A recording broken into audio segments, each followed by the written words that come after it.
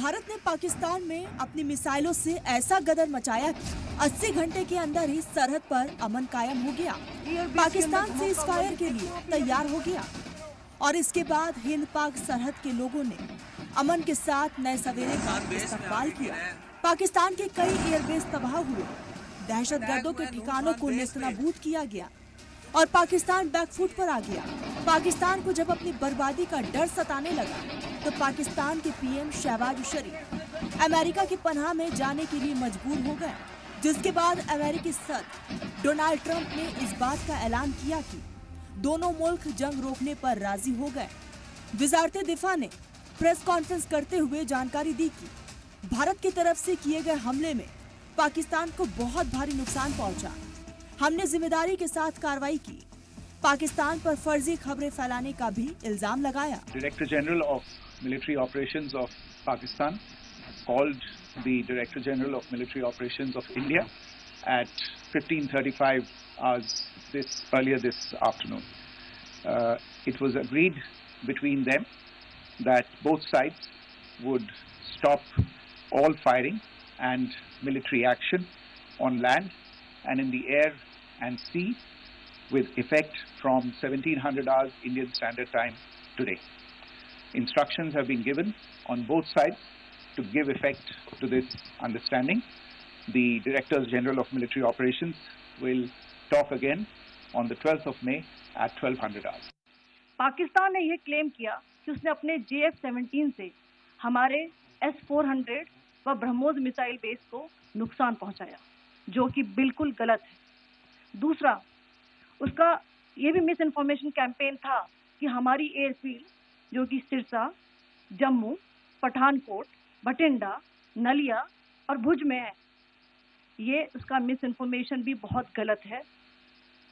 तीसरा, पाकिस्तान के miss information campaign के मुताबिक हमारे एम्यूनिशन डम्प्स जो चंडीगढ़ और बियास में है, उसका डैमेज हुआ, यह भी बिल्कुल गलत है। हमने आपको मॉर्निंग ब्रीफिंग में बताया था विद फैक्ट्स एंड फिगर के साथ कि ये सारी चीजें बिल्कुल सही सलामत है। दोनों देशों के बीच इत्तफाक़े राय बनने के बाद सबसे पहले अमेरिकी सदर डोनाल्ड ट्रंप का ट्वीट आया। ट्रंप ने सोशल मीडिया साइट एक्स पर कहा, रात में अमेरिका की सालिसी में चली लंबी बातचीत के बाद बताते हुए खुशी हो रही है कि भारत और पाकिस्तान तुरंत और पूरी तरह हमले रोकने के लिए तैयार हो गए हैं। अब ऑपोजिशन इस पर हमलावर है। ओवैसी ने सवाल किया कि ट्रंप ने जंगबंदी का ऐलान क्यों किया।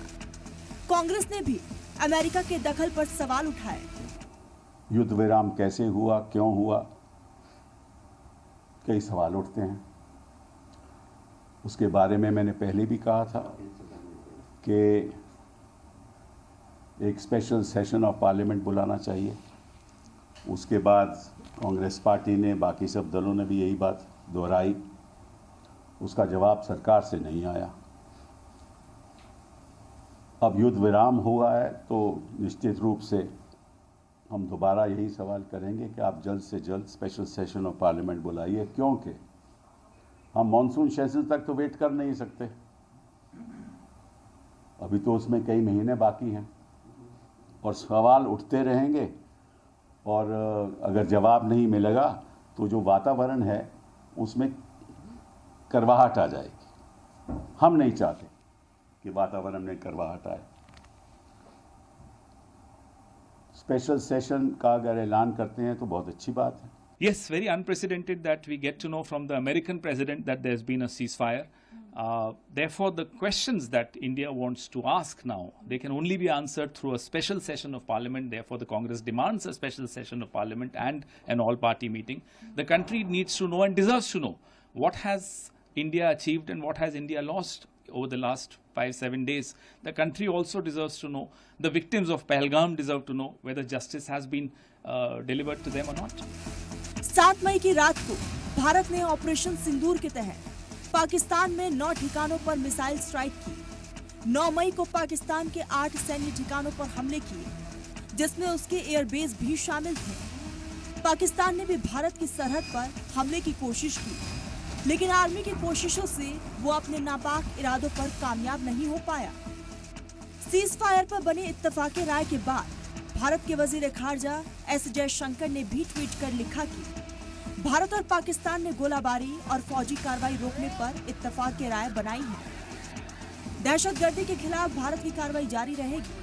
मतलब भारत ने ये साफ कर दिया है कि उसने पाकिस्तान पर हमला रोका है। दहशतगर्दी के खिलाफ हमला जारी रहेगा क्योंकि भारत ने अभी इंडस वाटर ट्रीटी और पाकिस्तान के साथ तिजारत पर रोक कायम रखी है। व्हाइट हाउस ने इस सीज फायर का सेहरा अपने सर पर बांधा है।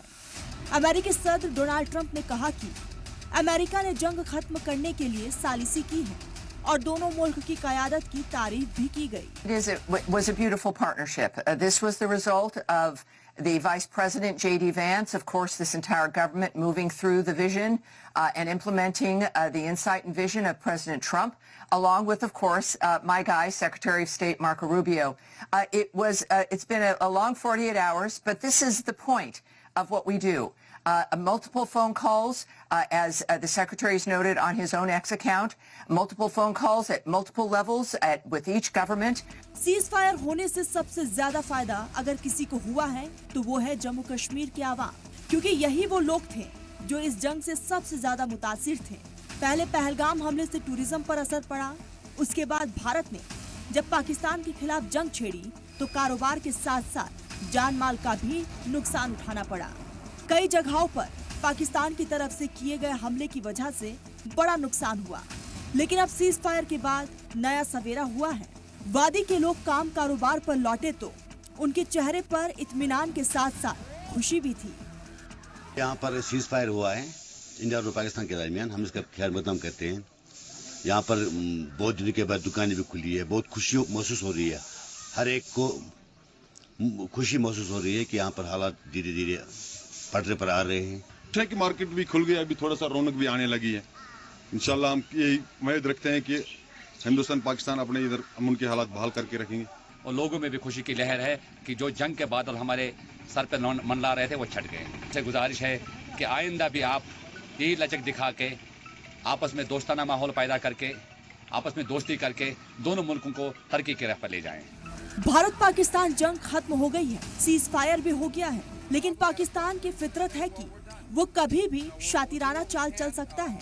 लेकिन भारत ने वाजे कर दिया है कि छेड़ोगे तो छोड़ेंगे नहीं। इसीलिए पाकिस्तान अगर अब फिर कोई कायराना हरकत करता है तो उसका भारतीय फौज की तरफ से मुंह तोड़ जवाब दिया जाएगा। ब्यूरो रिपोर्ट, सलाम टीवी।